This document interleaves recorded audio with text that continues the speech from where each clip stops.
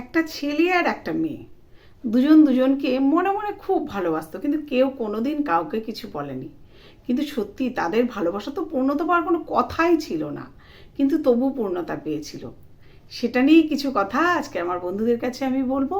তার আগে বলবো আমার পাশে থাকা বেল আইকনটা একটু প্রেস করে দিতে আর আমার চ্যানেলটাকে একটু সাবস্ক্রাইব করে দিতে। তো বন্ধুরা, যে ছেলেটা যার কথা বলছি, ছেলেটার একটা ফুলের দোকান ছিল।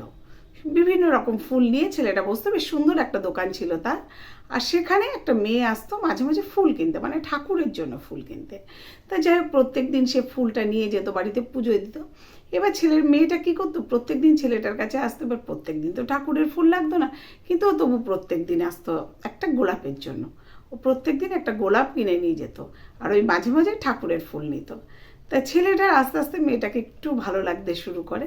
ছেলেটা কী করতো, ওকে বলতো ঠিক আছে, তুমি যখন প্রত্যেকদিন একটা করে গোলাপ নাও, তোমার এই গোলাপটা আমি প্রত্যেকদিন আমি এটা তোমাকে দেবো, আর ফুল যেটা ঠাকুরের জন্য তুমি নাও সেটা তুমি পয়সা দিয়ে নিও। তাই মেয়েটা কিন্তু সত্যি প্রত্যেক দিন ওই গোলাপ ফুলটার জন্য ছেলেটার কাছে আসতো, আর ছেলেটাও ওকে প্রত্যেক দিন একটা গোলাপ দিত। মনে মনে ছেলেটা ওকে হয়তো ভালোবেসেছিল, হয়তো না সত্যিই ভালোবেসেছিল। আর মেয়েটারও নিশ্চয়ই ওকে, ওর ভেতর মধ্যে কোনো ভালোবাসা তৈরি হয়েছিল, নাহলে ও কেন ঠিক প্রত্যেক দিন একই সময়ে ওর কাছে গোলাপ নিতে আসবে। তা যাই হোক, এইভাবে ওদের চলছিল। হঠাৎই ছেলেটা একটা চাকরি পেয়ে যায়, আর বেশ ভালো একটা চাকরি সে পেয়ে যায়। কিন্তু তখন ফুলের দোকানটা সে কর্মচারী রেখে চালাতে শুরু করে। কিন্তু মেয়েটাকে তাহলে সে ফুল দেবে কী করে? তখন মেয়েটাকে সে কী করতো, সকালবেলা প্রত্যেক দিন যখন মেয়েটা আসতো তার আগেই সে এসে একটা ফুল নিয়ে এসে রেডি করে রাখতো, একটা গোলাপকে সুন্দর করে সাজিয়ে রাখতো আরও কিছু দিয়ে। আর মেয়েটা আসলে সেই ফুলটা দিয়ে তবে ও অফিস যেত। মানে এটা সব কিছু ভুলে গেলো, এটা কিন্তু ও ভুলতো না, প্রত্যেক দিন মেয়েটাকে একটা ফুল দেয়া। তো যাই হোক, ছেলেটা একটা চাকরি করতো। আর এদিকে মেয়েটা তো ছেলেটাকে কিছু বলেনি, ছেলেটাও মেয়েটাকে কিছু বলেনি।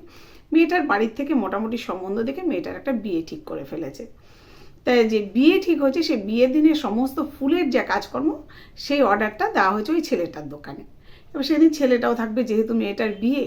ছেলেটার মনে একটু কষ্ট, কিন্তু তবু সে থাকবে, মেয়েটাকে একটা গোলাপ দেবে সেদিন। সেই কারণে সেদিন তো আর মেয়েটা বাড়ি থেকে ওর কাছে আসতে পারবে না গোলাপের জন্য, ও তাকে একটা গোলাপ দিয়ে আসবে এটা ভেবেছে। আর রাতে বিয়ের সময় মানে ফুলের দোকানে অর্ডার দেওয়া আছে যে বিয়ের সময় যেন ওরা ওখানে ফুল ছড়াবে। তাই যে কারণে ছেলেটা ওই সুযোগে একটু থাকবে ওখানে। তাই যে রয়েছে, বর আনতে গেছে, বিয়ের দিন এসে গেছে, বর আনতে গেছে সবাই, কিন্তু বর নিয়ে আসে না, কোনো ফোন আসছে না, ফোন করলে ফোন ধরছে না। যাই হোক, অনেক পরে এদিকে মেয়েটাকে যখন সাজিয়ে গুজিয়ে বসিয়ে রাখা হয়েছে, সেই সময় ছেলেটা গিয়ে গোলাপ ফুলটা তার হাতে দিয়েছে, দিয়ে বলে এই নাও তোমার প্রত্যেক দিনের যে পাওনা গোলাপটা, এটাও কিন্তু আজকে বাদ দিলাম না, তো আমার তরফ থেকে তোমাকে এই গোলাপটা আমি উপহার দিলাম। তো যাই হোক, কিছুক্ষণ বাদে যারা ছেলে আনতে গেছিলো, মানে বর আনতে গেছিলো, তারা ফোন করে বলেছে যে ছেলে বাড়ি থেকে চলে গেছে, কারণ সে অন্য একজনকে ভালোবাসে, এই মেয়েকে সে বিয়ে করবে না। তখন কি করে মেয়ের বাড়ির লোকজনে তো পাগল পাগল অবস্থা। কোথায় পাবে তখন ছেলে? মেয়ের বিয়ে ঠিক হয়েছে, মেয়ে সেজে গুজে বসে আছে, সব রিচুয়াল হয়ে গেছে, আর বিয়েটা হবে না। তখন সবাই বললো, বা যে ওই যে ছেলেটা ছিল ফুলের দোকানে, ওই একজনকে বললো যে ওর কথা বলতে। তখন মেয়ের বাবাকে যখন ওর কথা বলা হলো, মেয়ের বাবা এক কথায় রাজি হয়ে গেল। আর ছেলেটা তো মনের আনন্দ, মেয়েটাও খুব আনন্দিত তাতে যে ওর বর আসেনি, তাতে ওর কোনো দুঃখ নেই, কিন্তু এই ছেলেটার সঙ্গে ওর বিয়ে হবে এটাই ও আনন্দিত, কারণ মনে মনে তো ওইকেই চাইতো, কিছু কখনো বলতে পারেনি, সেই জন্য কি করবে।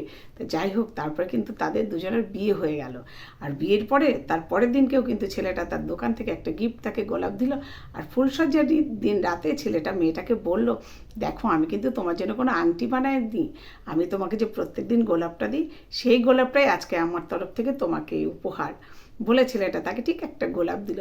তো এই গোলাপটাই কিন্তু ওদের দুজনের মধ্যে মানে একটা প্রথম থেকে শেষ অবধি গোলাপটাই গিফট হিসেবে, আর একদম শেষ অবধি কিন্তু গিফটটাই ছিল গোলাপ। তো এইভাবে কিন্তু ওদের দুজনের মিলন হলো, কিন্তু যেটা একদম হবার কথাই ছিল না, না হবারই কথা ছিল, কিন্তু তবু হয়ে গেল। যাক, ওই যে ভগবান চাইলে সব কিছুই হতে পারে।